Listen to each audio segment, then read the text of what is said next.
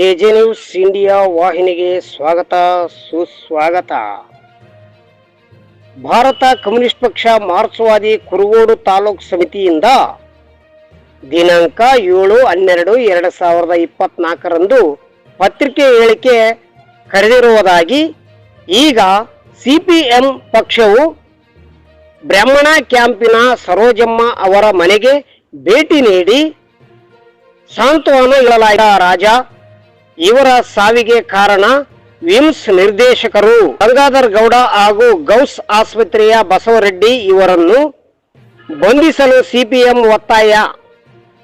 ಕಳೆದ 28 ದಿನಗಳ ಹಿಂದೆ ಸಾವಿಗೀಡಾದ ದಲಿತ ಮಹಿಳೆ ಸರೋಜಮ್ಮ ಗಂಡ ರಾಜ ಇವರು ಹೆಸರಿಗೆ ಸಂದರ್ಭದಲ್ಲಿ ಹೆರಿಗೆಗೆ ಎಂದು ಸಂದರ್ಭದಲ್ಲಿ ಡಾಕ್ಟರ್ ಬಸವರೆಡ್ಡಿ ಹಾಗೂ ವಿಮ್ಸ್ ನಿರ್ದೇಶಕ ಗಂಗಾಧರ ಗೌಡ ಇವರು ಡಾಕ್ಟರ್ಗಳ ನಿರ್ಲಕ್ಷ್ಯ ಮತ್ತು ಬೇಜವಾಬ್ದಾರಿತನದಿಂದ ವರ್ತಿಸಿರುವುದರಿಂದ ಸರೋಜಮ್ಮ ಇವರು ಸಾವಿಗೀಡಾಗಿದ್ದು ಕಂಡು ಬಂದಿರುತ್ತದೆ. ಆದ ಕಾರಣ ಇವರುಗಳ ಮೇಲೆ 304A ಪ್ರಕರಣ ದಾಖಲಿಸಿ ಬಂಧಿಸಿ ಸಮಗ್ರ ತನಿಖೆಗೊಳಪಡಿಸಬೇಕು ಎಂದು ಸಿಪಿಎಂ ಕುರುಗೋಡು ತಾಲೂಕು ಸಮಿತಿ ರಾಜ್ಯ ಸರ್ಕಾರವನ್ನು ಒತ್ತಾಯಿಸುತ್ತದೆ. ಸಾವಿಗೀಡಾದ ಕುಟುಂಬವು ಭೂಹೀನ ಕುಟುಂಬವಾಗಿದ್ದು ಬಹಳ ಕಡುಬಡತನದಿಂದ ಇರುವುದರಿಂದ ಸಮಾಜ ಕಲ್ಯಾಣ ಇಲಾಖೆಯು ಕೂಡಲೇ ಸಾವಿಗೀಡಾಗಿರುವವರ ಮನೆಗೆ ಭೇಟಿ ನೀಡಿ ಕುಟುಂಬ ಜೀವನ ಸಾಗಿಸಲು ಅಕ್ಕಿ, ಬೇಳೆ, ಎಣ್ಣೆ, ಇತರೆ ಆಹಾರ ಪದಾರ್ಥಗಳನ್ನು ನೀಡಬೇಕು ಹಾಗೂ ಸದರಿ ಈ ಕುಟುಂಬಕ್ಕೆ ಮನೆ ನಿರ್ಮಾಣ ಮಾಡಿಕೊಡಬೇಕು ಮತ್ತು ಸರೋಜಮ್ಮ ಇವರ ಗಂಡ ರಾಜ ಅವರಿಗೆ ಸರ್ಕಾರಿ ಕೆಲಸ ನೀಡಬೇಕು ಹಾಗೂ ಸಾವಿಗೀಡಾಗಿರುವ ಸರೋಜಮ್ಮ ಇವರ ಮಗು ಬೆಳೆದು ದೊಡ್ಡವರಾಗುವವರೆಗೆ ಮಗುವಿನ ವಿದ್ಯಾಭ್ಯಾಸವನ್ನು ಸರ್ಕಾರವೇ ಭರಿಸಿ ಈ ಕುಟುಂಬಕ್ಕೆ ಸರ್ಕಾರವು ನೆರವಾಗಬೇಕು ಎಂದು ಸಿಪಿಎಂ ಪಕ್ಷವು ಒತ್ತಾಯಿಸುತ್ತದೆ. ಆಡಳಿತ ಶಾಸಕ, ಸಂಸದರು, ಆರೋಗ್ಯ ಸಚಿವರು ಇದುವರೆಗೂ ಸಾವಿಗೀಡಾದ ಕುಟುಂಬವನ್ನು ಸಾಂತ್ವನ ಹೇಳುವುದಕ್ಕೂ ಕೂಡ ಭೇಟಿ ನೀಡದೆ ಇರುವುದು ದಲಿತ ವಿರೋಧಿ ನೀತಿ ಅನುಸರಿಸುತ್ತಿರುವುದು ಎಂದು ಎದ್ದು ಕಾಣುತ್ತದೆ ಎಂದು ಸಿಪಿಎಂ ಪಕ್ಷದ ಕುರುಗೋಡು ತಾಲೂಕು ಸಮಿತಿ ಆರೋಪಿಸುತ್ತದೆ. ಈ ಸಂದರ್ಭದಲ್ಲಿ VS ಶಿವಶಂಕರ, ಗಾಳಿ Basavaraj, N Somappa, T Amin Sab, A Manjunatha, K Jayaram, H Veeresha, Doddabasamma, ಜಡೆಮ್ಮ ಇವರು ಇದ್ದು ಆಗ್ರಹಿಸಿದರು. ಯಾಕೆ ಈಗ ಈ ಸರ್ಕಾರಿ ಆಸ್ಪತ್ರೆಯ ವೈದ್ಯಾಧಿಕಾರಿಗಳು ಇಷ್ಟೊಂದು ಬೇಜವಾಬ್ದಾರಿತನ ತೋರ್ತದಂತಕ್ಕಂಥದ್ದು ಜನಗಳಿಗೆ ಅರ್ಥವಾಗ್ತಾ ಇಲ್ಲ. ಈಗಾಗಲೇ ನೋಡ್ತಾ ಇರಬೇಕು, ವಿಮ್ಸ್ ಆಸ್ಪತ್ರೆಯಲ್ಲಿ ಹೆರಿಗೆ ಬಾಣಂತಿಯರು ಅಂತ ಬಂದಿರತಕ್ಕಂಥ ಬಾಣಂತಿಯರು ಸಾವನ್ನಪ್ತಾ ಇದ್ದಾರೆ. ಇನ್ನೊಂದು ಕಡೆ ಅದೇ ಬಳ್ಳಾರಿ ಜಿಲ್ಲೆಗೆ ಸಂಬಂಧಪಟ್ಟಂತ ಸಿರುಗುಪ್ಪ ತಾಲೂಕಿನಲ್ಲಿ ವೈದ್ಯಾಧಿಕಾರಿಗಳೇ ಡಾಕ್ಟರ್ಗಳೇ ಕುಂತ್ಕೊಂಡು ಸಿಕ್ಕಾಪಟ್ಟಿ ಕಂಠಾಪರ್ತಿ ಕುಡಿದು ಹಾಸ್ಪಿಟ್ಲ್ಗಳಿಗೆ ಬರ್ತಾರೆ. ಏನಿದು? ಯಾಕೆ ಈ ತರ ಬೇಜವಾಬ್ದಾರಿ? ಇವ್ರ ಮೇಲೆ MLಗಳು ಯಾಕೆ ಜವಾಬ್ದಾರಿ ತಗೊಳ್ತಾ ಇಲ್ಲ? ಇವ್ರನ್ನ ವರ್ಗಾವಣೆ ಮಾಡೋದಲ್ರಿ, ಸಸ್ಪೆಂಡ್ ಮಾಡಿಬಿಡ್ಬೇಕು. ಇವ್ರು ನಿಜವಾದಂತ ಇವರು ರೋಗಿಗಳನ್ನ ವಾಸಿ ಮಾಡತಕ್ಕಂತ ವೈದ್ಯಾಧಿಕಾರಿಗಳು ಅಲ್ವೇ ಅಲ್ಲ ಅಂತ ನಂದೇಳಿ ಎದ್ದು ಕಾಣ್ತಾ ಇದೆ. ಇದಕ್ಕೆ ಸಂಬಂಧಪಟ್ಟಂತ ಅಧಿಕಾರಿಗಳು ಮತ್ತು ಸಚಿವರು ತಕ್ಷಣವೇ ಇವ್ರ ಮೇಲೆ ಆಕ್ಷನ್ ತಗೊಂಡು ಇವ್ರನ್ನ ವರ್ಗಾವಣೆ ಮಾಡೋದಲ್ಲ, ಮೊದಲು ಸಸ್ಪೆಂಡ್ ಮಾಡಿ ಬೇರೆ ಯಾರಾದರೂ ನಿಜವಾಗ್ಲೂ ಓದಿ ಆ ವಿದ್ಯಾಭ್ಯಾಸ ಕಲಿತು ಅದ್ರ ಬಗ್ಗೆ ವೈದ್ಯರುಗಳ ಬಗ್ಗೆ ಸಂಪೂರ್ಣ ಟ್ರೈನಿಂಗ್ ಪಡೆದಿರತಕ್ಕಂಥವ್ರನ್ನ ಅಧಿಕಾರಿಗಳನ್ನ ಆಸ್ಪತ್ರೆಗಳಿಗೆ ಹಾಕ್ಬೇಕು.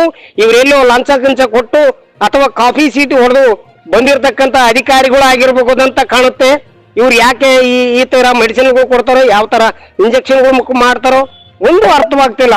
ದಯಮಾಡಿ ಇಂಥವ್ರ ಮೇಲೆ ತಕ್ಷಣವೇ ಕ್ರಮ ಜರುಗಿಸಬೇಕು ಅಂತ ಹೇಳಿ ಈಗಾಗಲೇ ಸಿಪಿಎಂ ಪಕ್ಷ ಒಂದು ಕುರುಗೋಡಿನಲ್ಲಿ ಇವತ್ತು ಸ್ಟ್ರೈಕ್ ಮಾಡಿ ಜನಗಳಿಗೆ ಇದು ಮಾಡ್ತಾ ಇದೆ.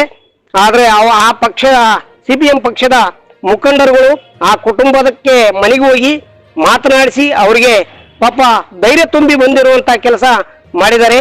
ಅದು ಶ್ಲಾಘನೀಯ ಕೆಲಸ ಅಂತ ಹೇಳಿ ಹೇಳ್ಬೋದು. ಅಲ್ಲೇ ಇರತಕ್ಕಂತ ಸ್ಥಳೀಯ ಪಕ್ಷಗಳು ಯಾರು ಹೋಗಿಲ್ಲ, ಅವ್ರನ್ನ ಕ್ಯಾರೆ ಅಂದಿಲ್ಲ, ಏನಂತ ಮಾತಾಡಿಸಿಲ್ಲ.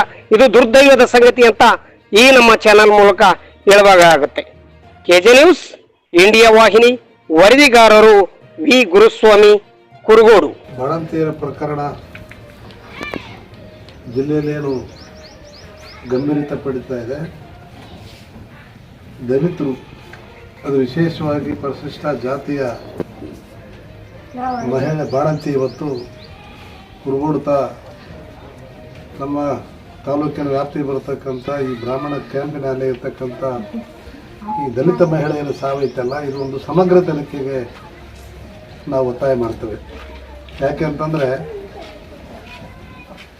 ಅವ್ರ ಗಂಡ ಈ ನೋವಿಗೆ ಅಥವಾ ವಿಷ ಕುಡಿದಿರ್ತಕ್ಕಂಥದ್ದನ್ನು ಕೂಡ ನಾವು ನೋಡ್ತಾ ಇದ್ದೀವಿ.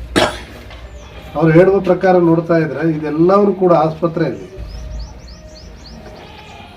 ಪ್ರಚೋದಕರಾಗಿರ್ತಕ್ಕಂಥ ಡಾಕ್ಟರ್ಗಳು ಸಂಪೂರ್ಣವಾದಂಥ ನಿರ್ಲಕ್ಷ್ಯ ವಹಿಸಿದ್ದಾರೆ. ಆ ನಿರ್ಲಕ್ಷ್ಯಕ್ಕೆ ಕಾರಣರಾಗಿರ್ತಕ್ಕಂಥ ಬಸವರೆಡ್ಡಿ ಮತ್ತು ಇತರ HODಗಳು, ಅಲ್ಲಿಂದ ಮತ್ತೆ ವಿಮ್ಸ್ ನಿರ್ದೇಶಕರು, ಗೋಸಾಸ್ಪತ್ರೆಯಿಂದ ಅಲ್ಲಿಂದ ಬಂದಿರತಕ್ಕಂಥ ವಿಮ್ಸಲ್ಲಿ ಕೂಡ ನಿರ್ಲಕ್ಷ್ಯ ಮಾಡಿರುವುದರಿಂದ ಈ ಸಾವಿಗೆ ಅಧಿಕಾರಿಗಳೇ ಕಾರಣ. ಆ ಅಧಿಕಾರಿಗಳು ಹೊಣೆಯನ್ನು ಹೊತ್ತು ಅವರನ್ನು ಕೂಡಲೇ ಬಂಧಿಸಬೇಕು ಅನ್ನೋದನ್ನು ನಾವು CPIM ಪಕ್ಷ ಅದನ್ನು ಆಗ್ರಹ ಮಾಡ್ತೇವೆ ಸರ್ಕಾರಕ್ಕೆ. ಕೂಡಲೇ ಒಂದು ಮಗು ಇದೆ, ಈಗ 28 ದಿನಗಳ ಇರತಕ್ಕಂಥ ಒಂದು ಮಗು ಇದೆ. ದಲಿತರು, ಭೂಮಿ ಇಲ್ಲ, ಮನೆ ಇಲ್ಲ, ಎಲ್ಲ ಆ ನೋವಿಗೆ ಅವರ ಅಜ್ಜಿ ಕೂಡ ತೀರ್ಕೊಂಡು ಹೋಗಿದ್ದಾಳೆ. ನೋಡಿ, ಇವೆಲ್ಲ ನೋವನ್ನು ಉತ್ತರ ಕರ್ನಾಟಕದಲ್ಲಿ ಅಪೌಷ್ಟಿಕತೆಯಿಂದ ಬಳಲ್ತಾ ಇದ್ದಾರೆ ಈ ದಲಿತರು ಅನ್ನೋದಕ್ಕೆ ಇದೊಂದು ನಿರ್ದೇಶನ. ಹಂಗಾಗನೇ ಕೂಡಲೇ ಈ 2 ಅಧಿಕಾರಿಗಳನ್ನು, ವಿಮ್ಸ್ ನಿರ್ದೇಶಕರು, DHO ಮತ್ತು ಅಲ್ಲಿರ್ತಕ್ಕಂಥ ಸೂಪರ್ಡೆಂಟ್ ಬಸವರೆಡ್ಡಿ ಇತರರನ್ನು ನಾವು ಕೂಡಲೇ ಪ್ರಚೋದನ ಹೆಸರಿನಲ್ಲಿ ಇದು ಸಾವಿಗೆ ಕಾರಣರಾಗಿರ್ತಕ್ಕಂಥ ಅಧಿಕಾರಿಗಳ ಮೇಲೆ ಕೇಸ್ ದಾಖಲಿಸಿ ಅವ್ರ ಮೇಲೆ ಕೂಡಲೇ ಬಂಧಿಸಬೇಕು, ಕಾನೂನು ಕ್ರಮ ಆಗಬೇಕು ಅಂತೇಳಿ ಒತ್ತಾಯ ಮಾಡ್ತೇವೆ. ಜೊತೆಗೆ SC/ST ದೌರ್ಜನ್ಯದ ಕೆಳಗೆ ಪ್ರಕರಣ ದಾಖಲಾಗಬೇಕು ಮತ್ತು ಈ ಮಗುವಿಗೆ ರಕ್ಷಣೆಗೆ ಕೆಲವು ಕಾನೂನು ಸಮಾಜ ಕಲ್ಯಾಣ ಇಲಾಖೆ ಮಧ್ಯಪ್ರವೇಶ ಮಾಡಬೇಕಿದು. ನೋಡಿ, ಯಾವುದೇ ದಲಿತ SC/ST ಸತ್ತಾಗ ಇಲಾಖೆಯವರು ಬಂದು ಅದನ್ನು ಕೇಳುವಂಥ ಧರ್ಮ. ಆದರೆ ಇಲ್ಲೇವರೆಗೆ ಯಾವೊಬ್ಬ ಅಧಿಕಾರಿ ಕೂಡ ಇಲ್ಲಿ ಬಂದು ನೋಡ್ತಾ ಇದೆ, ದಲಿತ ವಿರೋಧಿ ಇರ್ತಕ್ಕಂಥ ಸರ್ಕಾರ ಮತ್ತು ಜಿಲ್ಲಾಡಳಿತ ನಿರ್ಲಕ್ಷ್ಯ ವಹಿಸಿದೆ. ಹಂಗಾಗಿನೇ ಗಂಭೀರವಾಗಿ ತಗೊಳ್ಬೇಕು. ನಾವು ಅವ್ರ ಜೊತೆಗೆ ಮಾತಾಡಿ 2 ಅಧಿಕಾರಿಗಳ ಮೇಲೆ ನಾವು ಕೇಸನ್ನು ಹಾಕ್ತೇವೆ. ಇದು ಒಂದು ಸಮಗ್ರ ತನಿಖೆ ಆಗಬೇಕು. ನಾವು ಏನೋ ಬಂದ್ವಿ, ಪರೀಕ್ಷೆ ಮಾಡೋದಕ್ಕೆ ಸರ್ಕಾರ ಕಲ್ಕತ್ತೆಗೆ ಕಳಿಸಿದ್ದೀವಿ, ಯಾರೋ ಒಂದಿಬ್ಬರು ಸಸ್ಪೆಂಡ್ ಮಾಡಿದ್ದೀವಿ, ಇಲ್ಲೇವರೆಗೆ ನಡೆದಿರ್ತಕ್ಕಂಥ ಜಿಲ್ಲಾಡಳಿತ ಸರ್ಕಾರ ಮಾಡ್ತಾ ಇದೆ. ಆದರೆ ನಾವು ಹೇಳ್ತಾ ಇದ್ದೀವಿ, ಈ ಅಧಿಕಾರಿಗಳನ್ನ ಮೇಲೆ FIR ಆಗಬೇಕು, ಕೇಸ್ ದಾಖಲಾಗಬೇಕು, ಮಗುವಿಗೆ ಪರಿಹಾರ ಸಿಗಬೇಕು. ಆ ಮಗುವಿನ ರಕ್ಷಣೆಗಾಗಿ ಅವರ ತಂದೆ ಆದವರಿಗೆ, ರಾಜವರಿಗೆ ಉದ್ಯೋಗ ಕೊಡಬೇಕು. ಇದು ನಮ್ಮ ಸಂವಿಧಾನಬದ್ಧವಾದಂಥ ಹಕ್ಕು. ಇದು ದಲಿತರ ಮೇಲೆ ಆಗಿರ್ತಕ್ಕಂಥ ನಾವು ಕೊಲೆ ಅಂತ ಕರಿತೀವಿ. ಈ ಅಧಿಕಾರಿಗಳು ನಿರ್ಲಕ್ಷ್ಯ ಆಗಿರ್ಬೋದು, ಇದನ್ನ ದಲಿತರ ಮೇಲೆ ಆಗಿರ್ತಕ್ಕಂಥ ಕೊಲೆ ಅನ್ನೋದನ್ನ ನಾವು ಗಂಭೀರವಾಗಿ ಆರೋಪ ಮಾಡ್ತಾ ಇದೀವಿ.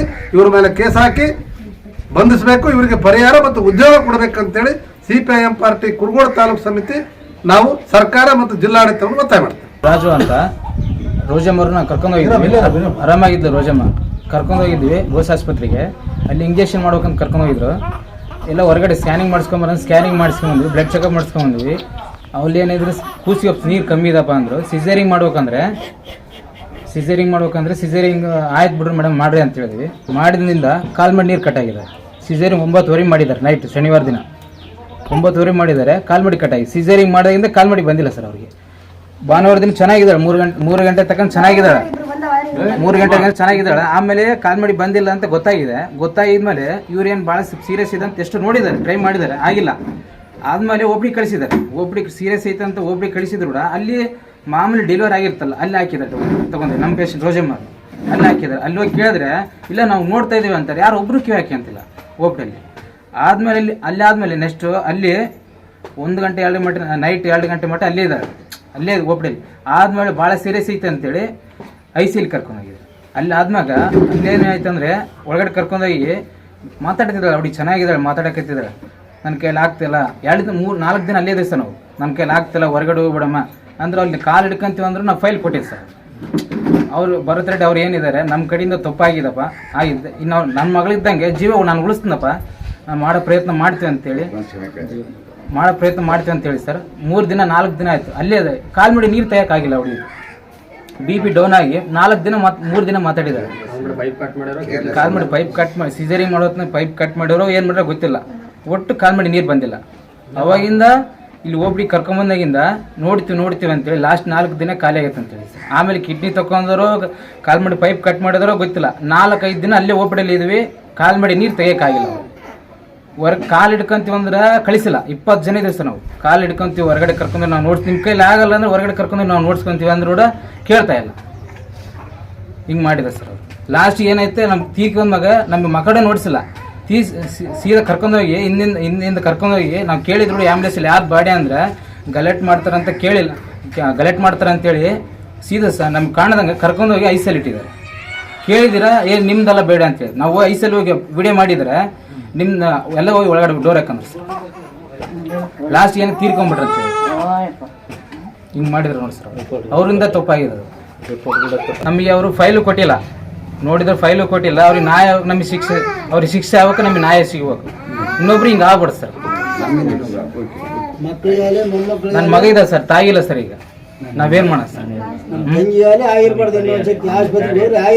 ಮಾಡಿಬಿಟ್ಟಾರೆ ನೋಡಿ ಸರ್ ಅವರು. ಆತ ಎಣ್ಣೆ ಕುಡಿದ್ಬಿಟ್ಟಾನ ಸರ್, ಸರ್. ಇನ್ನೊಂದು ಇದು ಏನಂತಂದರೆ ನಾನು ಉಳಿಯೋದಿಲ್ಲ, ನಮ್ಮ ಉಳಿಯೋದಿಲ್ಲ, ಖುಷಿ ಉಳಿಯೋದಿಲ್ಲ. ಯಾರು ಸಾಕ್ತಾರೆ ಸರ್?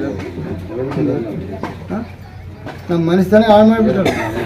ಬಡವ್ರ ಬಗ್ಗೆ ಹೋಗೋದು ಬೇಕಲ್ಲ ನಾ ಆಸ್ಪತ್ರೆಯಲ್ಲಿ. ಎಷ್ಟು ಮಂದಿ ನಿಂಗೆ ಮೋಸ ಮಾಡಿದ್ರಿ? ನಾನು ಕೇಳೋದು ಹಿಂಗೆ ನನ್ನ ಮಕ್ಳಿಗೆ ಆದಂಗೆ ಇನ್ನೊಬ್ರ ಮಕ್ಳಿಗೆ ಆಗಬಾರ್ದು, ಇನ್ನೊಂದು ಅಕ್ಕ ತಂಗಿಯರು ಆಗಬಾರ್ದು, ಅಕ್ಕ ಮಾಮ ಆಗಲಿ ತಂಗಿ ಆಗಲಿ ಇನ್ನೊಬ್ರು ಆಗಲಿ ಯಾರು ಆಗಬಾರ್ದು. ಇದು ಅದೇ ತನ್ನ ಮಕ್ಳಿಗೆ ಯಾರು ಗೊತ್ತಾಗಲ್ಲ ನೋಡಿ ಸರ್. ಹಿಂಗೈತೆ ನಮ್ಮ ಪರಿಸ್ಥಿತಿ ಹಾಳು ಮಾಡಿಬಿಟ್ರಲ್ಲ ಮನೆಯೆಲ್ಲ. ಮತ್ತೆ ರಾತ್ರಿ ಎಣ್ಣೆ ಕುಡಿಯೋಕೆ ಹೋಯ್ತ. ಯಾರು ಏನು ಮಾಡ್ತಾರೆ ಸರ್? ಇದಕ್ಕೆ ನಾವೇನು ಹಿಡ್ಕೊಂತೀವಿ ಅದನ್ನ? ಎಷ್ಟು ದಿನ ಕಾಯ್ತೀವಿ ನಾವು?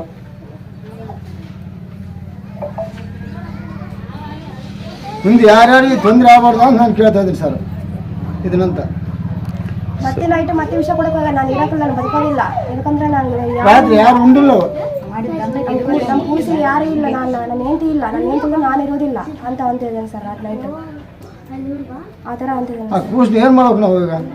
ಎಲ್ಲೇನು ಬಿಸಾಕ? ನಾನು ಅದಕ್ಕಾಗಿ ನಮ್ಮ ಮಾಮಿದ್ದು ನೀನು ಏನು ತಂದ್ಬಿಡು ವಿಷಯ, ಎಲ್ಲರೂ ಕುಡಿದು ಸತ್ತೋಗ್ಬಿಡ್ತೀವಿ, ಕಲ್ಸಿಬಿಡು ಹೋಗ್ಲಿ, ಎಲ್ಲ ಸತ್ತೋಗ್ಬಿಡ್ತೀವಿ ಸುಮ್ಮನೆ. ಅದಕ್ಕ ಆ ಕೂಸು ಅನ್ನ ಆಗುತ್ತಲ್ಲ ಇವಾಗ, ನೀನು ಅನ್ನ ಆಗುತ್ತಲ್ಲ, ಎಲ್ಲರೂ ವಿಷಯ ಕೂಡ ಸತ್ತೋಗ್ಬಿಡ ಸುಮ್ಮನೆ ಅಷ್ಟೇ ಅಲ್ಲ ಅಂತ ಹೇಳ್ತಾರೆ ನಮ್ಮ ಮಾವ. ರಾತ್ರಿ ಎಲ್ಲರೂ ಹತ್ಕೊಂಡು ಕುಂತಿದ್ದೀನಿ ಸರ್. ಊಟ ಒಬ್ರು ಮಾಡಿಲ್ಲ ಸರ್ ನಾವು ರಾತ್ರಿ ಎಲ್ಲ. ನಮ್ಮ ಬಾವ ಹಂಗ ಇದ್ದಿರೋದಕ್ಕೆ ನಿನ್ನ ಮುಂಜಾನೆ ಊಟ ಮಾಡಿದ್ದು ಸರ್. ಅದು ನಮ್ಮ ಪರಿಸ್ಥಿತಿ ಹಂಗೈತೆ ಅಂದ್ರೆ ನನಗೆ ಹಂಗೈತೆ ಸರ್. ಮನೆಗೆ ಬೆಂಕಿ ಹಚ್ಚಿ ಊರಿದ್ದಂಗೆ ಆಗ್ಬಿಡ್ತು. ಮುದ್ದೆ ಬೇಸಿತ್ತು ಆ ಮುದ್ದೆ ಹೋಗ್ಬಿಡ್ತು. ಇವಾಗ ನಾನು ಹೋಗ್ಬಿಡೋಕು ಅದೇ ಎಷ್ಟು ನಿಕ್ಕಲ್ಲಿ ನಮ್ಮ ಮುದ್ದೆಗೂ ಸತ್ತೋಗ್ಬಿಟ್ಟು ಸರ್ ಮೊನ್ನೆ ನಮ್ಮ ಮುದ್ದೆಗೆ.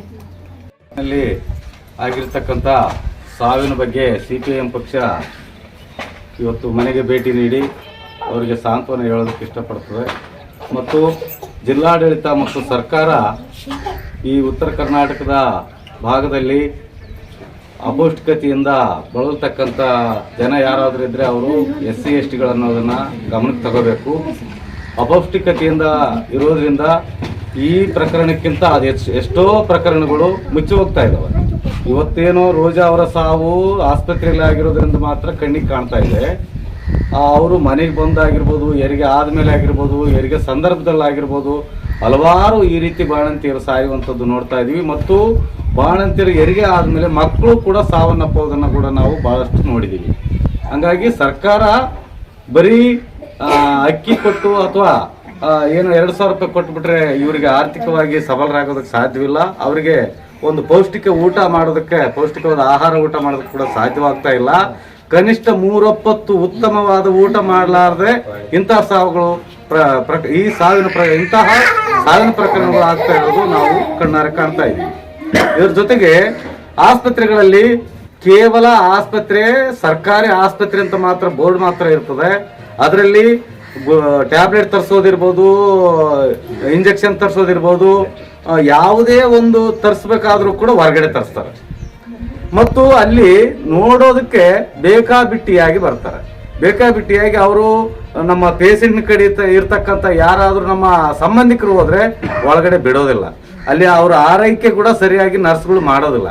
ಹಿಂಗಾಗಿ ಅಲ್ಲಿ ಬೇಕಾಬಿಟ್ಟಿ ನಿರ್ಲಕ್ಷ್ಯ ವಹಿಸ್ತಾ ಇರೋದ್ರಿಂದ ಇಂಥ ಸಾವಿನ ಪ್ರಕರಣಗಳು ಹೆಚ್ಚಾಗ್ತಾ ಇದ್ದಾವೆ.